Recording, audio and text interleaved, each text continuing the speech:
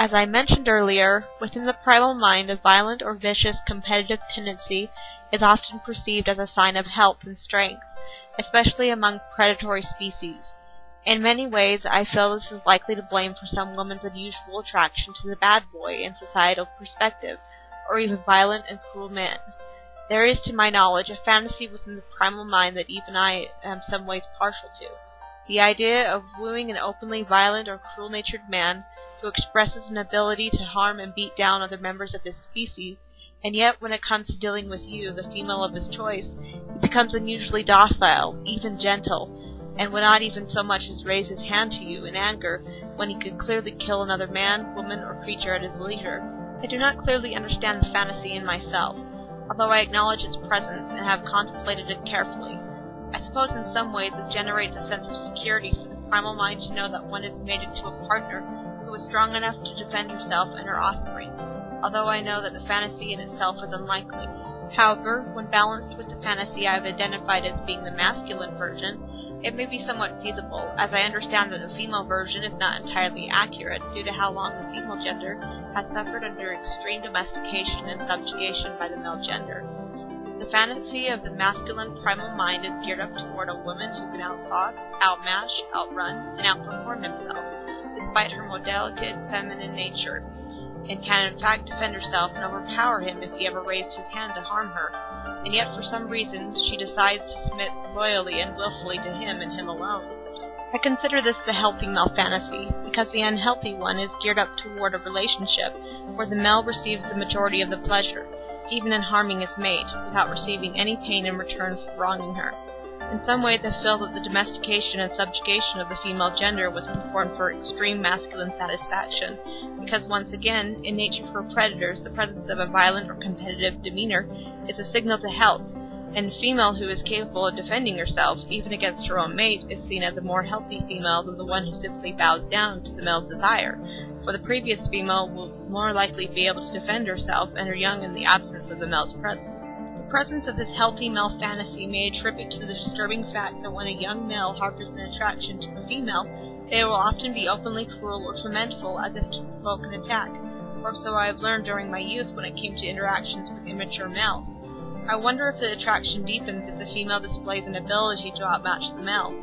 I know that when it happens it tends to infuriate the male, maddening him to pursue the female who slighted or corrected him, and once again poke at her to try and expose her weaknesses.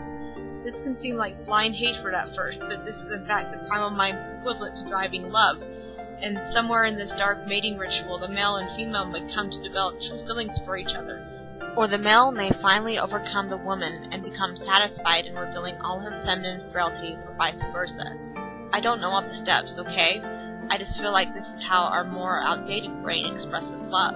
Something more of a competition to try and pair up two mates with the best and the brightest, or they who are symmetrically inclined to be the best matched for each other in the interests of survival. Truly, when it comes to love, we are an unusual species. Admittedly, the more I look into these tendencies within ourselves which are attributed to health and the betterment of one's individual survival, the more I feel as if I'm an unfit human being indeed. For one, I possess empathy in droves, a trait that I feel is not beneficial to one's individual survival. It changes when one applies it to a true and actual unified collective survival, a thing that humanity has not yet obtained, as it has merely masked its overly violent nature in manipulation and deceit, as it has evolved into a more semi-collective lifestyle. And yes, humanity is still a highly violent organism, the dominant members mostly existing as an elite society of intellectuals, deceptive businessmen, or manipulative, charismatic leaders, ranging from religious leaders up to the hierarchy of our very society.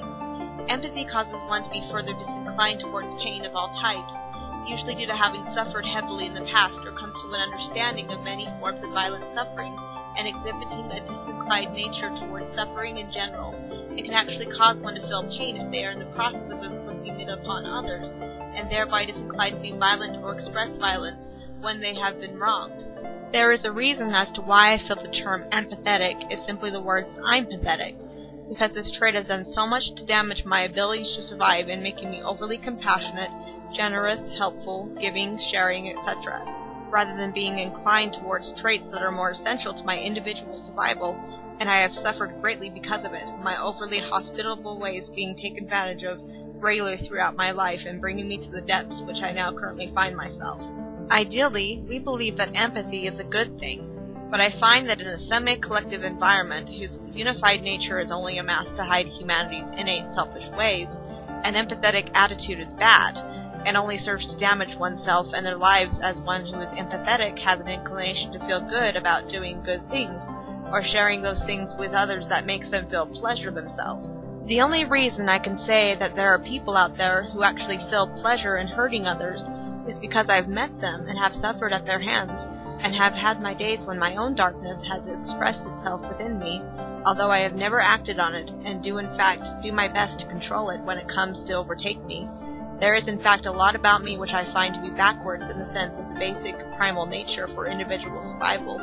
but I have never really been one who takes the easy path, and I find that being open, honest, honorable, empathetic, etc. is actually harder to do than pulling off survival at the cost of being a deceiver. And like the man who could hunt, stalk, and kill an elk with his bare hands without using the convenient human tools available for his disposal, I find that being a strong person while possessing these traits, honesty, integrity, etc., is a person who is stronger than they who rely on the tools of human manipulation and deceit to get their way and survive at greater leisure. Manipulation is easy. Being able to survive while being honest isn't. Building a reputation which is intimidating and awe-inspiring while being openly honest is even harder, as people find it easier to respect a facade than they do the person in and of themselves. For those who have the ability, deceiving others in person is just as easy as pretending to be a different person over the internet than you are in real life. It's just a matter of being able to act, an ability I don't have and don't care to because I'm tired of people using their acting skills to openly mislead and deceive others in their daily life.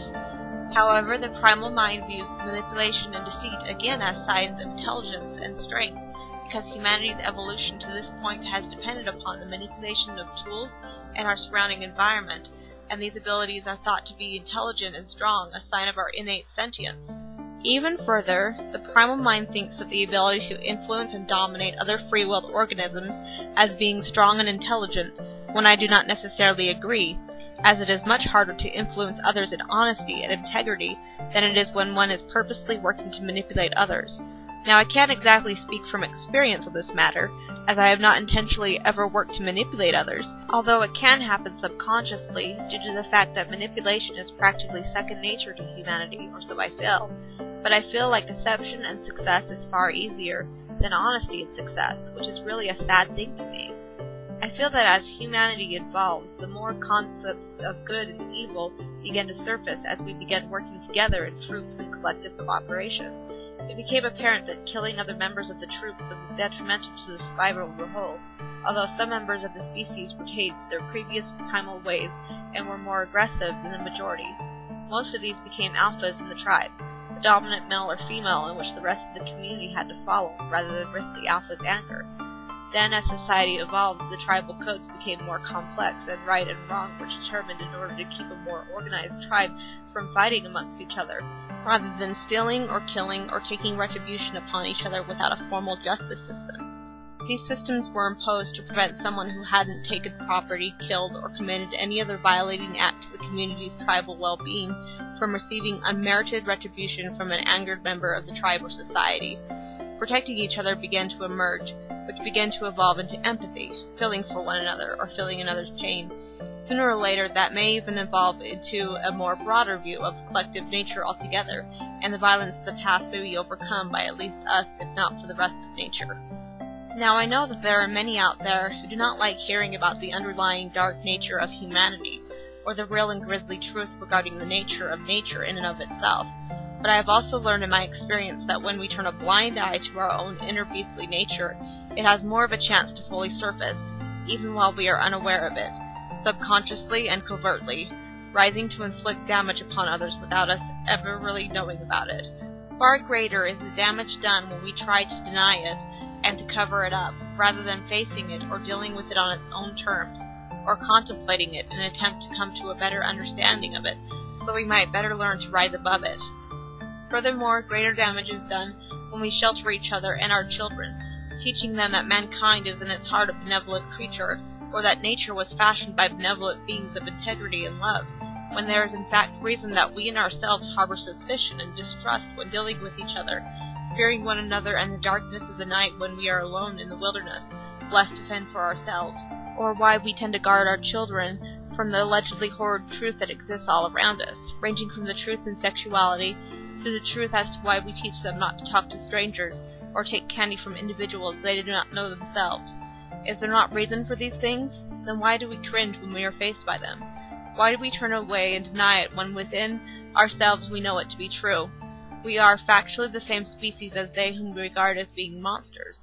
and in being such we harbor the same capacity as they, and it is only when we face it and learn to live with it that we may come to tame it, or even come to embrace it if that is what we so choose, or maybe even find a balance that is far more superior than either taming it or embracing it, in being able to acknowledge and accept the needs of individual survival while balancing them with the nature of our semi-collective state of existing. I do not know all of the answers. I am only seeking to understand what I can, no matter what it may be, and I am compelled to face the truth and embrace the truth no matter how harsh it is, and learn to live with it as best as I can. Yes, this world is full of harshness, suffering, pain, and violence. At least I acknowledge it. Yes, I wish it could be better, and I aspire for true betterment, but that betterment will never come if we fail to be able to stare ourselves in the eye while examining our roots, or if we lie to ourselves that we have not in fact come into existence through a process of seemingly endless violence, a state of violence which has been with us far longer than any period of alleged peace that we may have ever experienced in our individual history. And yes, I acknowledge that not all of humanity embraces its inner darkness and behaves unto its self-indulging standards required for individual survival, but it is still, to my opinion, present in all of us, even those we would consider the best of us, and I personally do not choose to dull down my words behind a facade of wisdom, and therefore choose to speak them bluntly. I only seek to point out the darkness of humanity, to shed better light on it, in order to assist those who have fallen prey to deceit and manipulation as I have, so they may realize its presence in their lives and work to overcome it as I have. And it is my experience that those words that you find to be comforting and inspirational can harbor a darker nature or intent that we tend to overlook. Be ye careful, O humanity, when you hear something beautiful or promising, as there is little I have seen in this world which is factually beautiful to the core of its being, and not a mask to hide something manipulative or deceitful, as nature in itself harbors a soul of violence that we don't apparently like to acknowledge. It is better to be suspicious in yourselves of even those we regard as being in the most high positions, than to be trusting, as I have, and to find yourselves victims of deceit and manipulation by those people or forces you once placed trust in. There is a reason we are suspicious of each other. There is a reason people take their time creating conspiracy theories, no matter how ridiculous it may be. And there is reason that we do not trust each other, even though we must live with each other, which is why conspiracy theories and suspicion even arise in the first place. I do not believe in a form of enlightenment which comes at the price of sacrificing yourselves, or your ability to defend yourselves. You only open yourselves up to be slaughtered if you do not defend yourselves and those who you love, or strike back at your enemies, if only to teach them how to obtain respect for you. For in primal nature, the nature we arose from, violence in successfully conquering your enemies is a sort of primal language that demands respect. And there are many out there who still speak this language, as if the universe itself were a creature whose respect is not earned unless you first tear it asunder to get its attention. I don't understand this personally myself, as I in fact feel quite out of place in this universe, and bear in my heart a vision of a better universe, whose foundations and arising behaviors are far different than our own. Where this comes from I do not know. I just know it is there, and sometimes it makes living in this universe, this world, all the harder for me to bear. But in order to really outline what one may think is better, one must first fully analyze that in which they are currently a part of, and this I attempt to do, no matter how harsh these thoughts may seem. Life is suffering. Buddha may not have taken the time to explain what he meant in what he saw in life to elucidate why he said this, because it is not a pleasant thing to ponder, and it is not a popular thing to discuss by all means.